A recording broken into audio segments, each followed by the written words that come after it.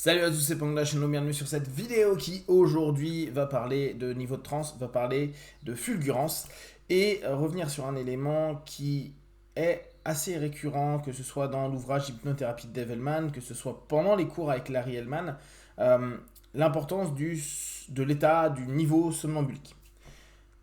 Toutes les écoles n'ont pas des niveaux de transe, il y a énormément de questionnements théoriques par rapport à ce que ça représente, est-ce que ça existe, etc., etc.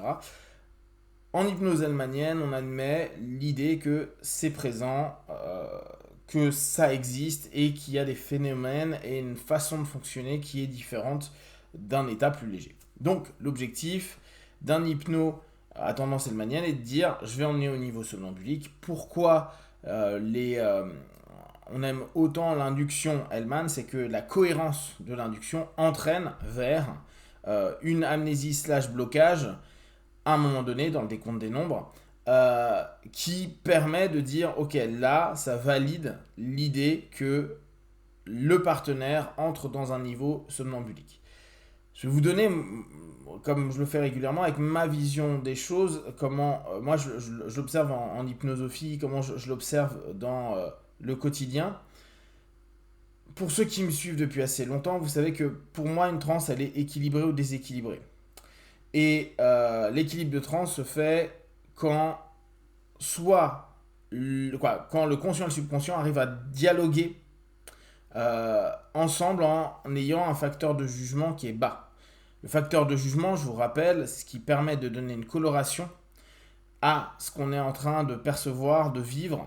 Et plus le facteur de jugement est haut, plus il est fermé, plus il est difficile de proposer des suggestions sans qu'il y ait un jugement, puis après une conscientisation, où on pourra là sur ce coup-ci dire mentalisation, qui fait que parfois ça va être plus dur pour faire admettre, faire accepter, faire se développer une suggestion.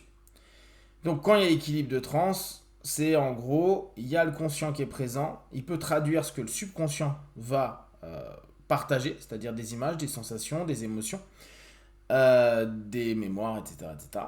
Et en même temps, elle est pas trop subconsciente, donc le conscient reste traducteur. Le subconscient n'est pas tout puissant, c'est-à-dire qu'on n'est pas en mode zombie, on n'est pas en mode off, on n'est pas en mode sans mental, sans logique, sans analyse, sans conscient. Et donc on a cette capacité d'avoir d'un côté tous les éléments qu'on vit qui permettent d'être beaucoup plus clairs, et c'est là, et c'est grâce à ça, grâce à ce niveau plus stable, qu'on a plus facilement des fulgurances. Et je dis plus facilement parce que bien sûr que je peux l'avoir avec une transe qui est plus légère. Il suffit que, par exemple, dans une transe déséquilibrée consciente, j'ai du mal à écouter ce que le subconscient va me donner comme info. Et ça arrive assez souvent avec qu'est-ce qui est en train de se passer à l'intérieur de toi en ce moment. Rien, ou je ressens rien, je sais pas la moindre idée, j'arrive pas à capter. Et pourquoi? Parce que en fait, tout reste très conscient et il y a une incapacité à ce moment-là à écouter, percevoir, entendre, voir ce qui est en train de se passer à l'intérieur de soi, dans la facette subconsciente. Donc, à ce moment-là, il pourrait y avoir au bout d'un moment vraiment des fulgurances, c'est-à-dire que c'est comme si on était dans une transe qui est assez consciente et donc peu d'écoute. N'oubliez pas, hein, le conscient dans la transe va permettre de traduire ce qui se passe avec le subconscient. Et à ce moment-là, le problème, c'est que même s'il y avait une info hyper intéressante du subconscient, vu que le conscient est figé sur une non-écoute de lui-même, non-écoute de l'aspect de la facette subconsciente, ça va pas fonctionner. Alors parfois, il va y avoir justement une petite phrase, un petit mot, un lapsus. Et souvent, les lapsus peuvent aider à ce moment-là, qui va permettre d'approfondir paradoxalement, parce qu'il y a une confusion, saturation qui devient à ce moment-là non pas une rupture de pattern, mais un approfondissement. Et ça permet de rééquilibrer un petit peu la transe, de descendre un peu la notion du conscient pour ne pas rester dans une transe trop consciente, mais commencer à aller un petit peu plus vers une transe qui aussi admet le subconscient, donc un équilibre qui commence à se faire, et donc un contact et une communication qui commencent à avoir lieu. C'est comme si, si je suis en transe trop consciente ou en transe trop subconsciente, quand ça papote, en fait, ça a vachement de mal à donner de l'info, à être traduit, à orienter, etc. Par contre, plus je commence à avoir des points de contact, plus ça devient intéressant. Et l'idée d'équilibre de trans, c'est de dire, voilà, il y a vraiment un dialogue, même si on sait que ça sera jamais stable, ça sera souvent sur des mouvements au niveau de la trans, en tout cas de ce que j'observe. Et bien sûr, n'oubliez pas, tout ça reste un rapport théorique par rapport à une cartographie qu'on se propose. Ce qui est intéressant, c'est ces fulgurances qu'on peut avoir et qu'on a davantage dans un niveau somnambulique parce que justement ce dialogue se fait. Ces fulgurances entraînent chez beaucoup de partenaires, parce que justement dans la transe somnambulique on a conscience, des prises de conscience, là le terme est très, très bien exploité, et ces espèces de captation de soi-même au travers d'un mot, au travers d'une émotion, au travers d'un recadrage qui se fait automatiquement, parce que nous, on est simplement dans nos suggestions, dans nos questionnements pour savoir ce qui est en train de se passer. Et à ce moment-là, il y a vraiment des moments où on voit le partenaire qui dit mais bien sûr, mais ok, mais j'avais jamais remarqué que je disais ça, j'avais jamais remarqué que je vivais ça, j'avais jamais observé. Pourtant, il l'a peut-être dit 10 000 fois, peut-être même à nous, hein. Mais parce que il y avait quelque chose qui n'était pas encore prêt, parce que peut-être le conscient n'avait pas envie de l'entendre, parce que il y a plein de raisons qui fait que les fulgurances elles sont peut-être passées plein de fois, la faux a été proposée plein de fois, mais il y avait cette incapacité à percevoir et recevoir l'info.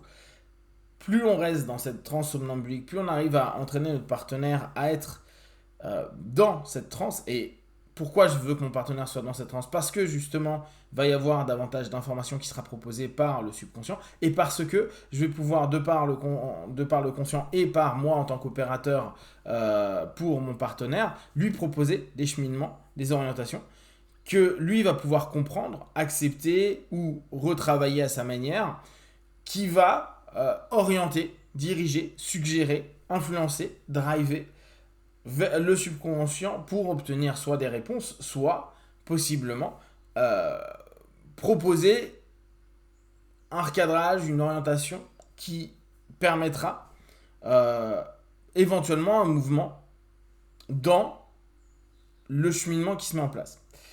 Les fulgurances, c'est quelque chose qui, moi je trouve, sont passionnants, et la prise de conscience, même si très souvent c'est des mentalisations, parce que parfois c'est ça qui est complexe, c'est que pour moi, en sémantique, la prise de conscience va amener une conscience sur tous les plans, et la transe parfois l'aide davantage que la transe somnambulique, que des transes plus légères. Pourquoi? Parce que on va avoir aussi bien les émotions qui se trouvent dans le subconscient, dans ce type de cartographie là, le corps qui serait plutôt l'inconscient si on prend une cartographie hellmanienne, et la tête, qui vont se réunir pour justement faire émerger quelque chose, et cette espèce de compréhension, sensation, acceptation. Alors acceptation, je vais peut-être un peu loin, mais en tout cas, toucher sur ces différentes dimensions, cet aspect qui peut être problématique, cet aspect qui est mis en avant, va créer une prise de conscience. Donc une prise de conscience, pour moi, est sur des plans multiples. Physique, psychique, émotionnel, voire spirituel. Par contre, la notion de mentalisation, ce qui arrive très très souvent, c'est-à-dire je comprends ce qui se passe, c'est pas forcément avoir conscience de, c'est comprendre. Par contre, c'est être dans le conscient, si on reprend notre cartographie. Et beaucoup de personnes en transe ont conscience d'eux, ou comprennent, ou mentalisent. C'est un peu moins courant que on arrive à avoir des prises de conscience. Et vous savez, c'est ces espèces de moments où la personne fait ah, c'est à la limite la lumière qui arrive. Maintenant, il arrive qu'il y ait des mentalisations et ou des prises de conscience à un niveau somnambulique, ou souvent des mentalisations à un niveau un peu moins élevé, un peu moins profond si on prend la notion de profondeur. Néanmoins, ça ne veut pas dire qu'en sortir de transe, ça se maintienne. Parce que justement, ce qui a été vécu, perçu, entendu, capté, comme si on était en train de renouer un contact avec quelque chose, bah, vu qu'on va sortir de transe et qu'on va retrouver une dynamique psychique, psycho-émotionnelle et psycho-physio-émotionnelle un peu différente, bah, quand on va ressortir de transe, ça va être un petit peu vaporeux, etc., même si on a beau répéter, et on ne ressentira pas la même chose. Et ça arrive à beaucoup de personnes de se dire, putain, mais quand je l'ai capté, il y a eu vraiment une espèce d'épiphanie qui est arrivée, et puis là, maintenant, ouais, je sais qu'il y a quelque chose, mais c'est moins palpable, c'est moins réel, entre guillemets. Donc, je vous invite régulièrement, quand vous êtes en train de bosser avec vos partenaires, de les amener à un niveau somnambulique pour justement, surtout si vous êtes sur des travaux de questionnement, en plus de vos suggestions et pas simplement dérouler des